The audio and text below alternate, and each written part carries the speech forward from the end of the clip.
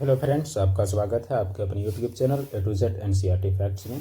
तो आज हम लोग जो एनटीपीसी रेलवे का प्रीवियस ईयर सीरीज जीके का 40 क्वेश्चन का जो हम लोग करना शुरू किए थे उसका आज हमारा 10वां वीडियो है। और 10वां वीडियो जो हमारा है वो किस ईयर का है वो आप देख लें। ये 2021 4 फरवरी 2021 का है, जो कि 10:30 से 12:30 तक आपका एग्जाम हुआ था। इसमें आपके एनटीपीसी के 40 प्रश्न जो साइंस का आपके पूछे जाते हैं, तो साइंस बोलते हैं। जीके आपका जो पूछा जाता है 40 प्रश्न, तो 40 में कुछ क्वेश्चन आपके आ जाते हैं करंट अफेयर से। तो करंट अफेयर के सवालों को हटाकर लगभग आपका 35 से 37 प्रश्न आपका शामिल किया गया है। और वैसे करंट अफेयर को शामिल किया गया है जो अभी का वर्तमान कंटेक्स्ट में भी रिलेटेड है। तो चलिए शुरू करते हैं वीडियो को। लगभग 40 क्वेश्चन का एक सेट आपके पास लगभग 25 मिनट में पेश करने का प्रयास है हमारा। तो जो सवाल है पहला वो हम लोग देखें।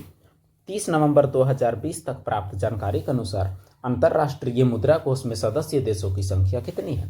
तो बात यह है कि ये जो 30 जनवरी 2020 तक का जानकारी है, लेकिन अभी भी आपका सेम ही है आईएमएफ के सदस्य देशों की संख्या, इसीलिए यह सवाल को शामिल किया गया है। तो ऐसे सवाल आपसे कभी कभी जरूर पूछ लिए जाते हैं, पूछा हुआ भी है। तो आईएमएफ क्या होता है पहले ये आप जान लें।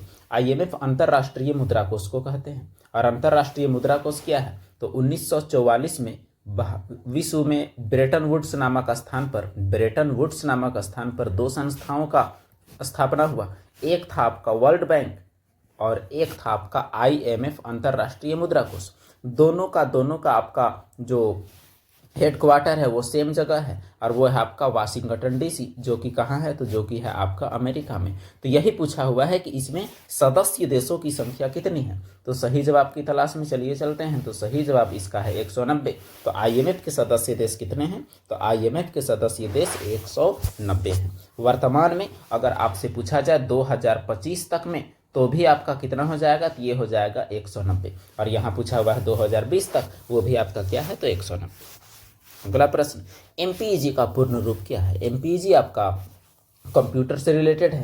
तो एमपीईजी का पूर्ण रूप पूछा गया है। Micro picture expert group, moving picture expert group, motion picture expert group, many picture expert group. तो वही आप अगर पहले से आपको पता होगा तभी आप कर पाएंगे, क्योंकि सारे ऑप्शंस आपके मिलते जुलते होते हैं। तो इसका जो सही ऑप्शन है वो आपका क्या है, मूविंग पिक्चर एक्सपर्ट ग्रुप, यही है फुल फॉर्म। तो किसका, तो ये है आपका एमपीईजी का पूरा नाम। ये आपका इमेज फाइल का एक प्रकार होता है, moving picture expert group, MPEG. अगला प्रश्न, सवाल है भारत की प्रथम पंचवर्षीय योजना।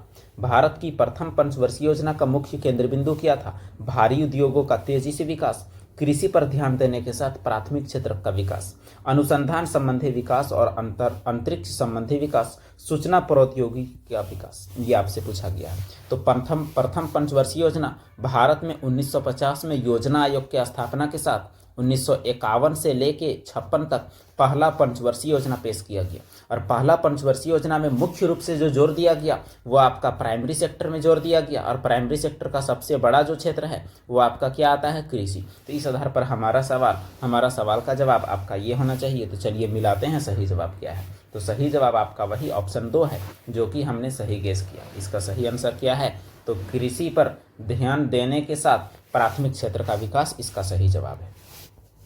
तो आइए देखते हैं अगला प्रश्न। अगला प्रश्न है ईरान का प्राचीन नाम क्या है। तो ईरान का प्राचीन नाम, ईरान जिसकी वर्तमान में जिसका राजधानी तेहरान है, तो ईरान का प्राचीन नाम फारस, मेसोपोटामिया, गौल या फिर सीलोन। तो ये आपसे पूछा गया है सवाल। तो क्या होगा इसका जवाब, ये हम लोग तलाशते हैं। तो ईरान का प्राचीन नाम क्या था, तो ईरान का प्राचीन नाम फारस था। तो इसमें आप देखिए ये रहा आपका ईरान, जिसका राजधानी क्या है, जिसका राजधानी है तेहरान। और मेसोपोटामिया किसका पुराना नाम है, तो ये है आपका किसका, तो इराक का पुराना नाम है। सीलोन किसका पुराना नाम है, तो ये आपका श्रीलंका का पुराना नाम है। और एक नाम आपको दिख रहा है वो भी किसी का पुराना नाम है, और वो आपका फ्रांस का पुराना नाम है। तो ये जो गौल है वो आपका किसका पुराना नाम है, तो फ्रांस का। हालांकि वर्तमान फ्रांस भले हम लोग कह सकते हैं, लेकिन फिर भी गौल में फ्रांस के अलावे बहुत सारे और भी क्षेत्र आते थे। अगला प्रश्न, एक्सेल 2010 की एक शीट में कितने कॉलम होते हैं। तो आपको पता है कि जो कंप्यूटर में आपका एमएस ऑफिस होता है, तो एमएस ऑफिस के बहुत सारे हिस्से हैं, जिसमें से एमएस वर्ड, एमएस एक्सेल, तो और उसके बाद MS power point, MS outlook, ऐसे बहुत सारे चीज़ हैं। तो एक्सेल का 2010 वाला जो एक्सेल का फॉर्मेट है उसमें एक शीट में कितने कॉलम होते हैं, ऐसे सवाल भी आपसे अक्सर पूछ लिए जाते हैं। ऑप्शन क्या है? 16,200, 16,024, 16,384, 1024 और 1600। तो इसका सही जवाब क्या है? तो इसका सही जवाब जो आपका हो जाएगा वो आपका हो जाएगा 16,384। ये आपको याद रखना है कि इसमें कितने कॉलम होते हैं। एक्सेल 2010 की एक शीट में कॉलम की संख्या पूछी गई है, वो होगा आपका 16,384। और अगर आपसे रोज पूछ लिया जाता रो इसका कि रो कितना होता है, तो ये डाटा बहुत बड़ा है और यह आपका कितना हो जाएगा, यह आपका ये डाटा है,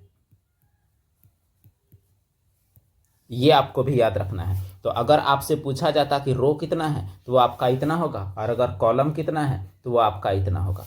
और यहाँ और एक चीज़ है कि हम लोग जो कॉलम में हम लोग कितना कैरेक्टर लिख सकते हैं, तो वो आपका 255 कैरेक्टर। ऐसे बहुत सारे सवाल है जो आपसे पूछ लिए जाते हैं रो और कॉलम से। तो रो और का संख्या, कॉलम की संख्या आपको याद रखना है कितना, 16,384। और अगर इसे गिनेंगे तो इकाई, दहाई, सैकड़ा, हजार, 10,000, लाख, 10 लाख, 10,000, 10 लाख 48,576, इतना आपका रो हुआ और 16,384 आपका कॉलम हुआ।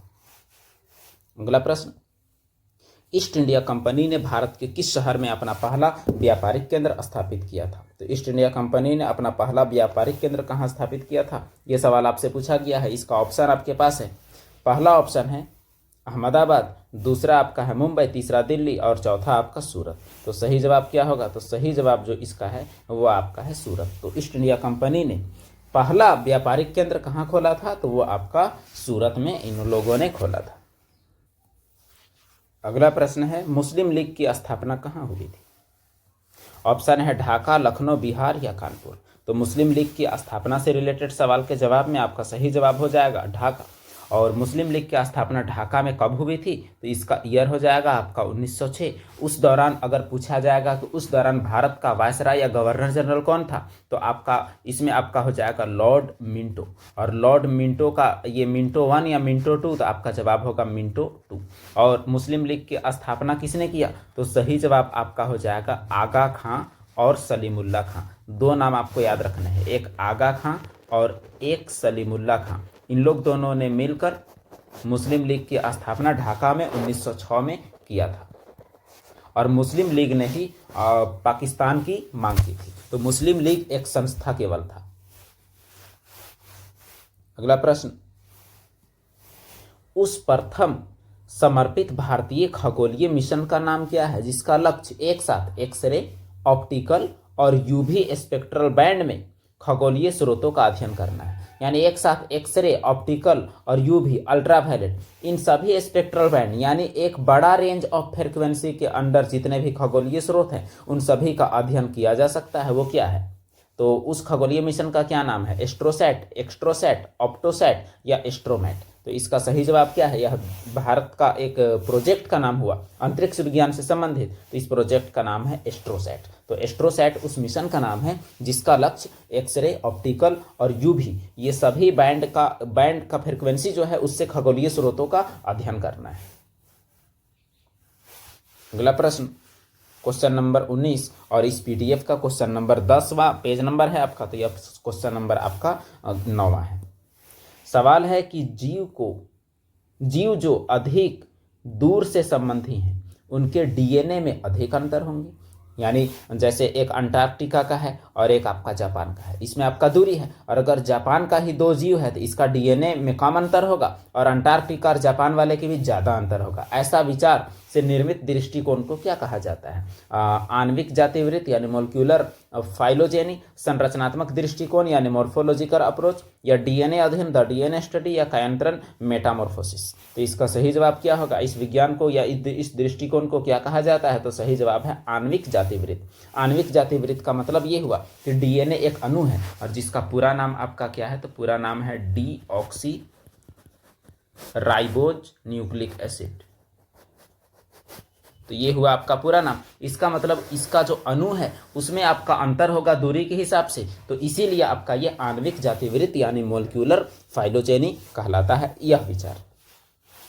अगला प्रश्न, मिजो नेशनल फ्रंट के संस्थापक कौन थे? तो मिजो नेशनल फ्रंट मिजो का एक बहुत ही बड़ा, आप कह सकते हैं बहुत बड़ा पॉलिटिकल ग्रुप, यानी बहुत बड़ा पॉलिटिकल ग्रुप का मतलब आप ये भी कह सकते हैं राजनीतिक दल। तो राजनीतिक दल हुआ जो मिजो नेशनल फ्रंट में, मिजो नेशनल फ्रंट का संस्थापक पूछा गया है। तो सही जवाब के पहले ऑप्शन देख लें आप। ऑप्शन है इसका चौन बावला, और उसके बाद लाल नून माविया, और फिर है लाल डेंगा, और उसके बाद है खुआंग चेरा। तो ये सवाल बहुत बार एग्जाम में पूछा गया है। इसका सही जवाब है लाल डेंगा। तो लाल डेंगा ने मिजो नेशनल फ्रंट यानी MNF की स्थापना की थी। अगला सवाल, निम्न में से कौन सा देश एक से अधिक टाइम जोन का पालन करता है? तो पूरा पृथ्वी में बहुत सारे टाइम जोन हैं। आपके 0 डिग्री याम्योत्तर से इधर हम लोग टाइम जोन प्लस में करते हैं और इधर हम लोग टाइम जोन घटाते हैं। जैसे भारत का एक टाइम जोन है जो कि ग्रीनविच टाइम जो 0 डिग्री है उससे आपका 5 घंटा 30 मिनट आगे है। तो उसी तरह से जो रसिया जो है उसमें आपका एक से ज़्यादा टाइम जोन है। उसके बाद USA है, उसमें आपका एक से ज़्यादा टाइम जोन है, लेकिन भारत में आपका एक ही टाइम जोन है जो कि बीच में माना गया है। तो यही सवाल आपसे पूछा हुआ है कि इनमें से कौन सा देश अधिक टाइम जोन का पालन करता है। आपको बात ही बात में जवाब भी आपको मिल गया है। सही जवाब है आपका USA मतलब यूनाइटेड स्टेट ऑफ अमेरिका जो है वो आपका एक से अधिक टाइम जोन का पालन करता है, क्योंकि इसमें बड़ा देशांतर हो जाता है इस वजह से। अगला प्रश्न, इनमें से कौन सी कंप्यूटर सिस्टम की मेमोरी की सबसे बड़ी इकाई है? मेमोरी की इकाई जेटाबाइट, पेटाबाइट, एक्साबाइट, योटाबाइट। तो यहाँ बस केवल आपको साइज में बस बड़ा बताना है। इसका सही जवाब हो जाएगा आपका योटाबाइट। इन चारों में से सबसे बड़ा साइज जो है वो आपका योटाबाइट है, और जो हम लोग यूज करते हैं वो तो आपका GB यानी गीगाबाइट, और इससे बढ़ते हैं तो हम लोग TB। तो दैनिक जीवन में हमारा GB, TB और MB तक ही यूज होता है, लेकिन ये चारों जो हैं ये बड़े मात्रक हैं, और इनमें से सबसे बड़ा मात्रक जो है वो आपका क्या है? वो आपका योटाबाइट है। अगला प्रश्न, भारत द्वारा प्रक्षेपित विश्व के सबसे छोटे अंतरिक्ष यान का क्या नाम है? स्टार, स्पार्कल, स्प्रिंग या स्प्राइट्स। तो एक तरह से ये स्टैटिक्स जीके और करंट दोनों का एक मिश्रण है। तो क्या नाम है सबसे छोटे अंतरिक्ष यान का जो भारत द्वारा प्रक्षेपित है? तो इसका सही जवाब है स्प्राइट्स। तो ये चीज़ आपको याद रखना है, स्प्राइट्स भारत के द्वारा प्रक्षेपित विश्व का सबसे छोटा अंतरिक्ष यान है।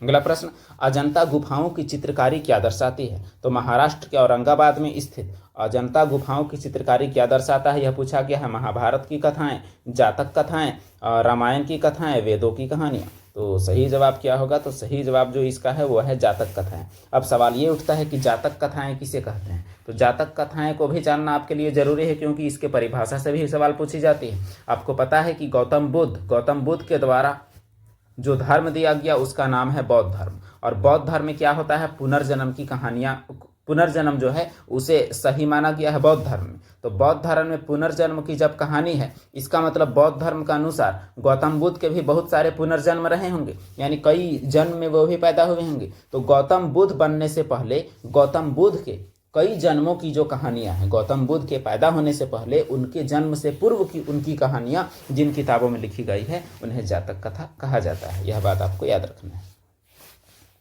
अगला प्रश्न, भारतीय स्टेट बैंक की स्थापना किस वर्ष हुई थी? भारतीय स्टेट बैंक पूछा हुआ है, भारतीय रिजर्व बैंक नहीं, ये आपको देखना है। तो ऑप्शन क्या क्या है? ऑप्शन है 1951, 1851, 1948, 1806। तो जो इसका सही जवाब है वो क्या है? वो सही जवाब आपका है 1806। भारतीय स्टेट बैंक की स्थापना वर्ष हुआ है 1806।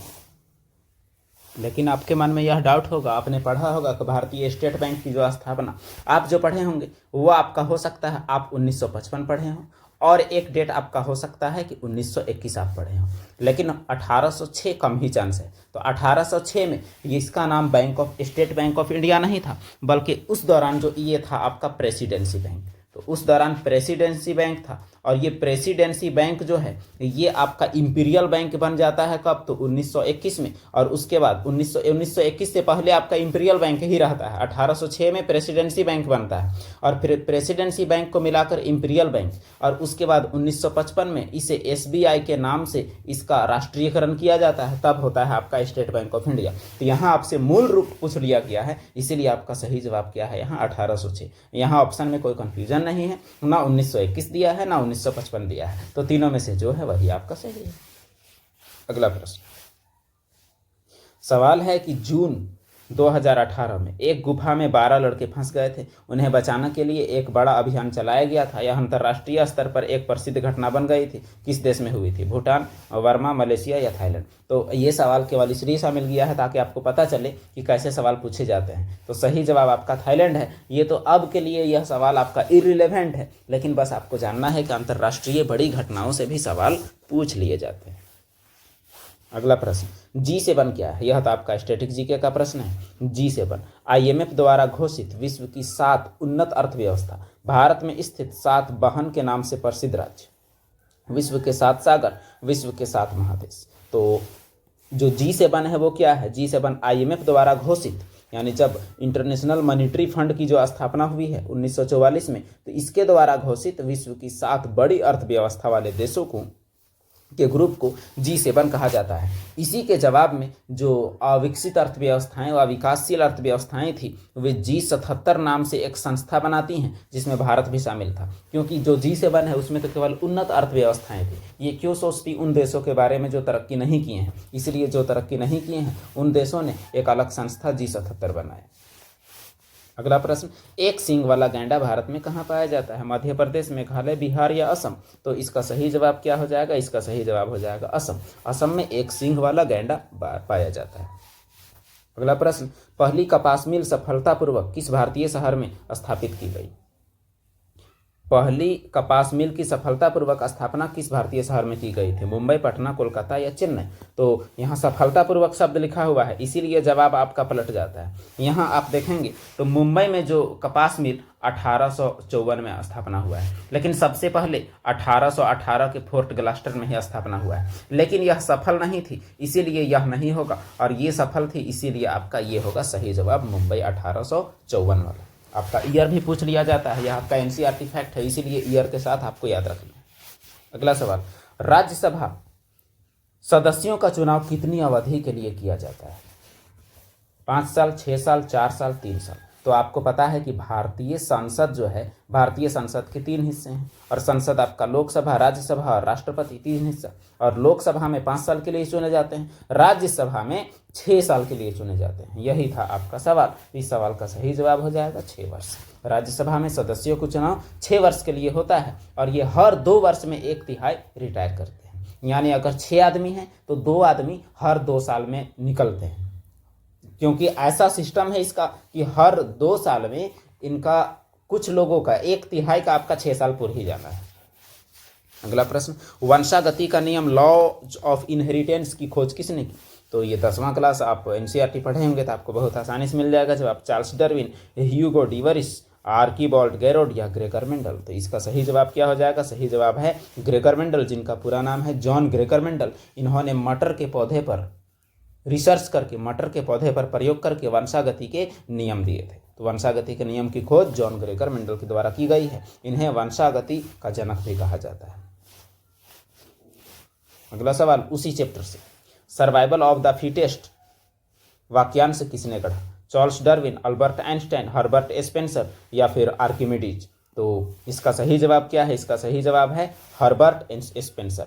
तो ये वाक्यांश किसका दिया हुआ है? ये जवाब है हर्बर्ट स्पेंसर का। लेकिन सर्वाइवल फॉर द फिटेस्ट नामक किताब किसने लिखा? तो जवाब हो जाता आपका क्या? जवाब हो जाता आपका चार्ल्स डार्विन। आपको याद रखना है, अगर बुक का नाम पूछता तो जवाब आपका ये होता, लेकिन ये वाक्यांश किसने गढ़ा है ये पूछा हुआ है, तो जवाब ये है। इस वाक्यांश का यही मतलब होता है कि जीवों में वही जीव का विकास आगे होगा जो पर्यावरण पर सबसे ज़्यादा सूट करेगा, सबसे फिट बैठेगा। अगर कोई जीव ठंडा बर्दाश्त नहीं कर पाता है तो आने वाले समय में अगर उसके वंशज ठंडे को लेकर अगर बर्दाश्त करने की क्षमता पैदा नहीं करते तो वे जीव लुप्त हो जाएंगे। यही है सर्वाइवल ऑफ द फिटेस्ट। जिसकी लाठी उसकी भैंस, इसका देहाती वर्जन है। अगला प्रश्न, भारत का अधिकांश विदेशी व्यापार कैसे होता है? भूमि और हवाई मार्गों से, भूमि और समुद्री मार्ग से, भूमि, हवाई, समुद्री प्रत्येक माध्यम में समान, या समुद्री और हवाई मार्गों के माध्यम से?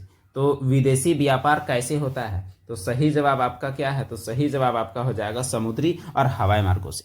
थल मार्ग जो है, भूमि मार्ग, उससे 9 के बराबर होता है, केवल पड़ोसी देशों में एकदम कम। इसीलिए अधिकांश अगर पूछा हुआ है तो समुद्री और हवाई मार्गों के माध्यम से। अगर समुद्री मार्ग में अगर आप बात करें तो भारत का 95% प्राइस के हिसाब से 95% व्यापार समुद्री मार्ग से, और वजन के हिसाब से आपका वजन के हिसाब से हो जाएगा 95% और प्राइस के हिसाब से आपका 70%। तो 70% व्यापार जो है वो प्राइस के हिसाब से और वजन के हिसाब से 95% समुद्री मार्ग से होता है। समुद्री मार्ग से इसलिए क्योंकि समुद्री मार्ग सबसे चीपेस्ट, सबसे सस्ता होता है।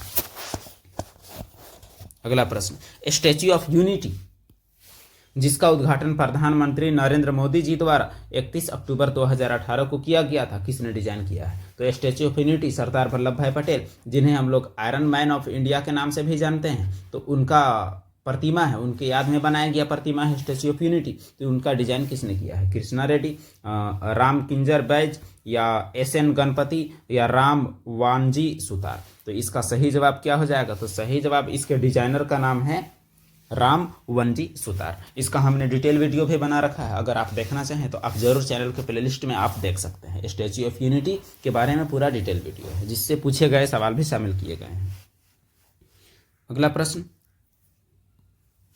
निम्नलिखित में से किसने खिलाफत आंदोलन का नेतृत्व किया था? जाकिर हुसैन, शौकत अली, बख्त खां, मोहम्मद अली जिन्ना। तो यहाँ खिलाफत आंदोलन जो कि आपका चलाया गया था 1919-20 में, तो इसका जो नेतृत्व शौकत अली और मोहम्मद अली यानी अली बंधुओं ने किया था। तो यहाँ आपका एक नाम दिया हुआ है शौकत अली, तो यही जवाब। दोनों नाम रहता तो आपका जरूर ए और बी दोनों होता। तो मोहम्मद अली और शौकत अली नामक दोनों अली बंधुओं ने भारत में खिलाफत आंदोलन का नेतृत्व किया था। अगला प्रश्न, कांग्रेस पार्टी ने 26 जनवरी 1930 को किस तौर पर मनाया था? गणतंत्र दिवस, स्वतंत्रता दिवस, भारत दिवस, मौन विरोध दिवस। तो इसका इतिहास ये है कि जो आपका दिसंबर 1929 में लाहौर में जो अधिवेशन हुआ था जवाहरलाल नेहरू की अध्यक्षता में, उसमें यह प्रण लिया गया था कि आने वाला साल यानी 1930 को 26 जनवरी तक देश को आज़ाद कर देना है, और देश को आज़ाद करके नया आज़ादी का दिवस, स्वतंत्रता दिवस मनाना है। भले देश आज़ाद नहीं हो पाया, लेकिन उस दिन क्या मनाया गया? स्वतंत्रता दिवस मनाया गया, और उस साल से 1947 तक लगातार स्वतंत्रता दिवस 26 जनवरी को मनाया जाता रहा। अगला प्रश्न, संयोजी इलेक्ट्रॉन मौजूद होते हैं परमाणु की सबसे आंतरिक और सबसे बाह्य कक्ष में, परमाणु की सबसे बाह्य कक्ष में, परमाणु की सबसे आंतरिक कक्ष में, परमाणु के ठीक बाहर। तो ये सवाल को सबसे पहले आप अच्छे से समझें। ये आपका मान लिया जाए कोई परमाणु की पहली कक्षा है, ये आपका नाभिक है, ये आपकी दूसरी कक्षा है। दूसरी कक्षा के बाद बहुत सारी कक्षाएं हैं, तो तीसरी कक्षा भी हो ही सकती है। अब बात यह है कि इस तरह की कक्षाओं में पहली कक्षा में 2 इलेक्ट्रॉन, दूसरे में आपके कितने इलेक्ट्रॉन हो सकते हैं? दूसरे में आपके 8 इलेक्ट्रॉन हो सकते हैं। तो दूसरे में 8, अब तीसरे में आपके फिर से 8 या 18 इलेक्ट्रॉन हो सकते हैं। तो जो संयोजी इलेक्ट्रॉन जो होते हैं वो किसी परमाणु के सबसे बाहरी कक्षा में मौजूद इलेक्ट्रॉन जो होते हैं उसे संयोजी इलेक्ट्रॉन। तो ये जो परमाणु है इसका संयोजी इलेक्ट्रॉनों की संख्या कितनी है? तो वो आपका संख्या हो जाएगा आपके लिए 3। तो इसका मतलब ये हुआ कि परमाणु की सबसे बाहरी कक्षा में मौजूद इलेक्ट्रॉनों को संयोजी इलेक्ट्रॉन या वैलेंस इलेक्ट्रॉन कहा जाता है। तो इसका सही जवाब आपका हो जाएगा परमाणु की सबसे बाह्य कक्षा में, और यही इलेक्ट्रॉन रासायनिक अभिक्रियाओं में भाग लेते हैं। अगला प्रश्न, विश्व बांस दिवस, वर्ल्ड बैम्बू डे हर साल कब मनाया जाता है? 30 सितंबर, 10 मार्च, 18 सितंबर, 10 जुलाई। तो इसका सही जवाब क्या हो जाएगा? इसका सही जवाब हो जाएगा 18 सितंबर। तो 18 सितंबर को विश्व बंबू दिवस मनाया जाता है। और अगर अगल बगल की बात करें तो 17 सितंबर आपका क्या होता है? तो विश्वकर्मा 17 सितंबर को। और उसके बाद इसके अगल बगल में आपका 16 सितंबर जो है वो आपका क्या होता है? तो 16 सितंबर को हम लोग मनाते हैं वो विश्व ओजोन दिवस। 16 सितंबर विश्व ओजोन दिवस। और उससे अगर हम लोग एक दिन और पीछे आते हैं 15 सितंबर, तो 15 सितंबर को मनाया जाता है इंजीनियर दिवस। 15 सितंबर को इंजीनियर दिवस, 16 को आपका ओजोन दिवस, और 17 को आपका विश्वकर्मा दिवस। तो और 18 को आपका क्या है? विश्व बांस दिवस। तो ये सभी दिवस सवाल आपका बहुत बार पूछा जाता है, आपको पूछा भी गया है, आप देख सकते हैं रेलवे के एग्जामिनेशन में, तो आपके लिए बहुत ही अच्छा है। अगला प्रश्न, भारत का पूर्वी तट क्या है? एक समवर्ती तट रेखा, निम्न अवसादी तट, फियोर्ड्स वाले तट, चट्टानी निवर्तनी तट। तो भारत का पूर्वी तट क्या है? यह सवाल आपसे पूछा गया है। तो सही जवाब इसका हो जाएगा निम्न अवसादी तट। और ये निम्न अवसादी तट इसका नाम क्यों है? देखिए, भारत का पूर्वी तट आपसे पूछा गया है, तो पूर्वी तट आपका ये रहा, इस तरह का तट को हम लोग पूर्वी तट बोलते हैं। यहाँ बहुत सारी नदियां गिरती है और नदियों के द्वारा लाए गए अवसाद जो है इसी से आपका पूर्वी तट का मैदान आपका बना है। तो इसीलिए क्या है, निम्न यानी लोअर, थोड़ा सा इसका हाइट कम है, ऊंचाई कम है, और पश्चिमी तट की ऊंचाई आपकी ज़्यादा है। तो पश्चिमी तट आपका निम्न नहीं होगा, ये आपका निम्न होगा। तो निम्न अवसादी तट भारत का पूर्वी तट है। अगला प्रश्न, खराई ऊंट भोजन के लिए मुख्यतः किस पर आश्रित रहने के लिए जाने जाते हैं? यानी खराई ऊंट किस पर आश्रित होता है भोजन के लिए? नागफनी यानी कैक्टस, जोसुआ ट्री, समुद्र खरपतवार यानी मैंग्रोव, या फिर ब्रिटल ब्रुश। तो इसका सही जवाब जो हो जाएगा वो आपका हो जाएगा, ये डिपेंड रहते हैं समुद्री खरपतवारों में। यहाँ खराई ऊंट, ये एक विशेष प्रकार के ऊंट की बात की गई है। खराई ऊंट भोजन के लिए मुख्यतः समुद्री खरपतवार यानी मैंग्रोव पर निर्भर रहते हैं, और मैंग्रोव पर ही आश्रित रहने के लिए वे जाने भी जाते हैं, क्योंकि बाकी ऊंट तो रेगिस्तानी होते हैं, लेकिन ये ऊंट का वो बात नहीं है। अगला प्रश्न, उज्बेकिस्तान का कौन सा यात्री 11वीं शताब्दी में भारत आया था? महमूद वली बल्खी, अल-बिरूनी, सैयदी अल रईस, इब्न बतूता। तो उज्बेकिस्तान, वर्तमान उज्बेकिस्तान से कौन ताल्लुक रखा? तो अल-बिरूनी। तो अल-बिरूनी कहाँ से ताल्लुक? तो अल-बिरूनी का जो जगह है वो आपका है ख्वारिज़म, आपको याद रखना है। और ख्वारिज़म जो है वो वर्तमान में कहाँ पड़ता है? तो उज्बेकिस्तान में पड़ता है। और ये व्यक्ति आने के बाद एक किताब लिखे, और उस किताब का नाम की वजह से ये व्यक्ति जाने जाते हैं। वो किताब का नाम था किताबुल हिंद या तहकीक हिंद। ये तहकीक हिंद किताब के लिए ही जाने जाते हैं। और ये व्यक्ति महमूद गजनवी के साथ भारत आने वाला यात्रियों में से एक है। अगला प्रश्न, उस प्रसिद्ध भारतीय लेखक का नाम बताइए जिसने अनटचेबल और कुली जैसे उपन्यास लिखे हैं। तो ये दो किताब देख क्या कुलू से आपको पता लगाना है, आर.के. नारायण, मुल्कराज आनंद, अनीता देसाई या कमला दास। तो अनटचेबल और कुली जैसे किताब लिखने वाले लेखक कौन है? तो इनका सही नाम है मुल्कराज आनंद। तो मुल्कराज आनंद ने अनटचेबल किताब लिखा है। और बाकी और कुछ लेखक हैं जैसे आर.के. नारायण का किताब आपका ये गाइड एक फेमस है, और एक आपका मालगुड़ी डेज बहुत फेमस है। ये इससे एग्जाम में, रेलवे एग्जाम में पूछा गया है। और कमला दास का एक बहुत ही फेमस है कविता है, ये भी आपका पूछा हुआ है रेलवे के कई एग्जाम में, बाकी भी इस एग्जाम में पूछा गया है। और ये आपका है माई मदर एट 66। और इस कविता को NCERT 12वां क्लास का इंग्लिश कोर में शामिल भी किया गया है। अगला प्रश्न, भारत में केंद्रीय औद्योगिक सुरक्षा बल की स्थापना किस वर्ष हुई थी? ये है CISF की बात हो गई है, centre industrial reserve police, CISF।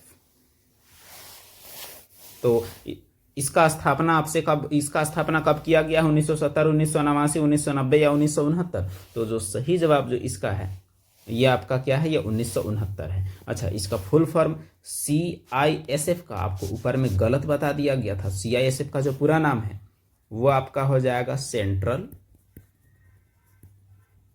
Industrial security force. अगला प्रश्न, और इसका स्थापना 1969। अगला प्रश्न है, निम्न को सार्थक क्रम में व्यवस्थित कीजिए। तो ये तो रीजनिंग और जीके दोनों का सवाल लग रहा है। A प्यूपा, B पूर्ण कीट, C लार्वा, D अंडा। तो इसका आपको क्रम सजाना है। तो इसका क्रम आप देख लें पॉज करके एक बार, और इसका जो सही जवाब जो हो जाएगा वो आपका हो जाएगा ऑप्शन C। और ऑप्शन C में क्या है वो गौर करें, पहले आपका आएगा D यानी पहले अंडा, और उसके बाद C के बाद आप C मतलब लार्वा, उसके बाद A, तब आपका प्यूपा, और तब जाके आपका पूर्ण कीट प्राप्त होगा। तो ये रहा आपका सार्थक क्रम इसका। अगला प्रश्न, निम्न में से कौन सा अन्य से भिन्न है? ये भी रीजनिंग और जीके दोनों का सवाल है, इसलिए शामिल किया गया है। तो शुक्र, मंगल, आइपिटस या बृहस्पति, तो अलग कौन है? तो ये तो आपको अंदाजा अभी तक लग गया होगा कि अलग कौन है। तो देखिए ये 3 ग्रह हैं और आइपिटस तो कभी ग्रह है नहीं। अगला प्रश्न, निम्न में से कौन सा एक गैरिसन छावनी शहर है? तो शहरों के प्रकार से पूछा गया है। तो छावनी शहर कौन है? सूरत, जालंधर, कोटा, उदयपुर। झारखंड में तो एक रामगढ़ है छावनी शहर, यहाँ में से कौन है? तो यहाँ में से आपका जालंधर है, जो कि पंजाब में पड़ता है। अगला प्रश्न, इनमें से किस विकल्प के शहर स्वर्णिम चतुर्भुज में शामिल हैं? तो भारत के 4 महानगरों को जोड़ने वाला जो चतुर्भुज है, जोड़ने वाला रास्ते से जो चतुर्भुज बनता है उसे गोल्डन क्वाड्रिलेटरल कहा जाता है, जिसकी लंबाई 5846 किलोमीटर है। तो यहाँ पूछता है कौन कौन शहर शामिल है? दिल्ली, मुंबई, चेन्नई, कोलकाता, दिल्ली, जयपुर, आगरा, मेरठ, दिल्ली, मुंबई, बेंगलोर, कोलकाता, दिल्ली, पुणे, चेन्नई, भुवनेश्वर। तो इसका जो सही जवाब है वो आपका ऑप्शन ए हो जाएगा, दिल्ली, मुंबई, चेन्नई और कोलकाता। अगर इसे आप मैप में देखेंगे तो कुछ इस प्रकार आपका होगा, ये हुआ आपका दिल्ली, और दिल्ली के बाद आपका हो जाएगा मुंबई, मुंबई के बाद आपका हो जाएगा चेन्नई, चेन्नई के बाद हो जाएगा कोलकाता, और कोलकाता से फिर दिल्ली। और ये जो रास्ता चतुर्भुज बन रहा है जो कि लगभग 5846 किलोमीटर का NHAI यानी national highway authority of India के द्वारा बनाया गया प्रोजेक्ट जो है, जो आपका 4 से 6 लेन का सड़क का निर्माण का बात है, तो ये कहलाता है स्वर्णिम चतुर्भुज। अगला प्रश्न, वायु कोश का क्या कार्य है? एल्वियोली। ये होता क्या है? भोजन के अवशोषण में सहायक, रक्त को शुद्ध करना, भोजन को पचाना, गैसों के आदान प्रदान करने वाले का स्थान पर एक सतह प्रदान करना। तो इसका सही जवाब जो हो जाएगा वो आपका है ऑप्शन 4। ये कहाँ पाया जाता है? ये फेफड़े में। तो फेफड़े में गैस का आदान प्रदान होता है। हम लोग लेते हैं ऑक्सीजन, छोड़ते हैं कार्बन डाइऑक्साइड, तो वहीं पर ऑक्सीजन का एब्जॉर्प्शन और कार्बन डाइऑक्साइड रिलीज होता है, तो वहीं पर जो सतह प्रदान करता है वो आपका वायु कोश कहलाता है। अगला प्रश्न, निम्न में से कौन सा ग्लोबल कॉमन्स का एक भाग है? अफ्रीका, ऑस्ट्रेलिया, एशिया या अंटार्कटिका? तो ग्लोबल कॉमन्स का भाग कौन सा है? तो इसका सही जवाब क्या है? अंटार्कटिका। ग्लोबल कॉमन्स होता क्या है ये आपको जानना चाहिए। विश्व में कुछ ऐसे संसाधन हैं, ऐसे जगह हैं जिन पर विश्व के सभी देशों का हक है। कोई भी एक देश इस पर हक नहीं जमा सकता अंतर्राष्ट्रीय स्तर पर, तो वो आपका क्या है? तो वो अंटार्कटिका है। जैसे अंतरिक्ष, अंतरिक्ष सबका है, अंटार्कटिका सबका है, 200 मील से आगे का महासागर सबका है। तो ग्लोबल कॉमन्स एक टर्म है जो कि आपको जानना चाहिए, इसमें अंटार्कटिका आता है। अगला प्रश्न, मोरक्को और स्पेन को विभाजित करने वाले जल डमरू मध्य का नाम बताइए। बेरिंग, इंग्लिश चैनल, हडसन या जिब्राल्टर? तो इसका सही जवाब क्या हो जाएगा? तो इसका सही जवाब आपका है जिब्राल्टर। ये आपको मैप में जरूर देखना चाहिए था, लेकिन चलिए हम लोग मैप में ले जाते हैं। यहाँ पर तो शामिल नहीं है, फिर भी मैप में इसे पॉज करके आपको ले चलते हैं। चलिए मैप में, मोरक्को और स्पेन को विभाजित करने वाले जल डमरू मध्य, जिब्राल्टर जल डमरू मध्य। तो ये रहा आपका वर्ल्ड मैप। वर्ल्ड मैप में आप देख सकते हैं कि अफ्रीका और यूरोप, ये रहा आपका अफ्रीका, ये रहा आपका यूरोप। अब अफ्रीका और यूरोप जो है उसमें से आप देखिए, ये रहा आपका स्पेन, और उसके बाद ये रहा आपका मोरक्को, और दोनों के बीच ये जो आपका जल डमरू मध्य है, इसी का नाम है जिब्राल्टर संधि। अब इसमें आपका कई सवाल पूछा जा सकता है। एक आपका मोरक्को स्पेन करके पूछा, एक आपसे पूछ सकता था कि भूमध्य सागर और अटलांटिक महासागर को जोड़ने वाले जल संधि का नाम, एक आपसे पूछ सकता था तो भी होता जिब्राल्टर, एक होता अफ्रीका और यूरोप को अलग करने वाले जल संधि का नाम, तब भी होता जिब्राल्टर, और स्पेन और मोरक्को पूछा तब भी आपका होगा जिब्राल्टर। तो ऐसे सवाल को आपको याद रखना है। तो चलिए फिर से चलते हैं अगले सवाल में। अगला प्रश्न है, 2016 में भारत में कहां पर दुर्लभ डायनासोर जिसका नाम है क्या? तो इक्थियोसोर का सर्वाधिक संपूर्ण जीवाश्म पाया गया था। MP, अरुणाचल, राजस्थान, गुजरात। तो इसका जो सही जवाब जो है वो आपका क्या है? गुजरात। ये आपका करेंट नहीं है क्योंकि 21 में पूछा गया है, ये आपका स्टैटिक बन गया है। हालांकि इस सेट में हमने 40 से ज़्यादा सवाल शामिल किए हैं, क्योंकि 1-2 क्वेश्चन जो रीजनिंग में था, जो कि जीके से रिलेटेड था, वो भी शामिल कर दिया गया है। अगला सवाल, ब्रिटिश ईस्ट इंडिया कंपनी का गठन कब हुआ? 1650, 1750, 1700 या 1600? तो ब्रिटिश ईस्ट इंडिया कंपनी का स्थापना होता है 1600 ईस्वी में अकबर के शासनकाल में, और यह कंपनी आता है आपका 1608 में जहांगीर के शासनकाल में। अगला सवाल, निम्न में से तर्कसंगत में व्यवस्थित करें क्रम में। तो आपका बिहार, नागालैंड, यूपी, राजस्थान, असम। तो देखिए यहाँ कैसे आप कर सकते हैं, तो बहुत सारे आपका हो सकते हैं। यहाँ पहला में आपका 2 में C रखा है यानी दोनों में यूपी, और दूसरा में आपका दोनों में D रखा है यानी राजस्थान। तो ऐसा है, राजस्थान सबसे दक्षिण में है, राजस्थान के बाद क्या है? तो उसके बाद आपका यूपी है, उसके बाद आपका क्या है? तो उसके बाद आपका बिहार है, अब उसके बाद क्या है? तो उसके बाद असम है, उसके बाद क्या है? तो नागालैंड है। तो नागालैंड आपका कहाँ है? B में। B आप लास्ट में खोजिए, दोनों में है। D आप पहला खोजिए, दोनों में है। अब C आपका दोनों में है, यानी C जो यूपी है वो भी आपका सेकंड नंबर में। अब तीसरा में आप देखिए E और A, तो E में आपका बिहार होना चाहिए, क्या बोलते हैं, तीसरा में बिहार होना चाहिए। तो बिहार आपका क्या है, ए में। ई तो आपका नहीं होगा, इसका मतलब आपका ये वाला सही जवाब होना चाहिए। लेकिन तलाश करते हैं सही जवाब इसका ये है कि नहीं। तो इसका जवाब देखिए, इसका जवाब क्या कहता है। पहले आपका बोला है, वही हुआ हमारा जवाब। सबसे पहले हमारा कौन है, तो डी। डी मतलब राजस्थान 1 नंबर में, और उसके बाद सी मतलब आपका यूपी, और उसके बाद ए मतलब बिहार, एकदम सही। और उसके बाद ई मतलब हो गया आपका असम, यानी 4, और उसके बाद आपका 5। तो ये आपका पश्चिम से पूरब की ओर भारत में बढ़ते क्रम के हिसाब से सजाया गया है। तो ये रहा आपका लगभग, यहाँ तो हम लोगों ने किया 43 क्वेश्चन। तो ये रहा 43 क्वेश्चन का जीके का एक सेट, जो कि एक खास दिन रेलवे के एग्जाम में आया हुआ है, जो कि आपके बाकी रेलवे के सारे एग्जाम में बराबर इंपॉर्टेंट है। क्योंकि जो सवाल ग्रुप डी में पूछा है वो आपका एनटीपीसी में पूछ सकता है। एनटीपीसी ग्रुप डी सब आपका सेम है, सवाल पूछने के मामले में ग्रुप डी नहीं है, यह बात आपको पता होनी चाहिए। तो वीडियो देखने के लिए धन्यवाद। चैनल को लाइक करें, शेयर करें, सब्सक्राइब करें। फिर मिलते हैं हम लोग अगले वीडियो में। धन्यवाद।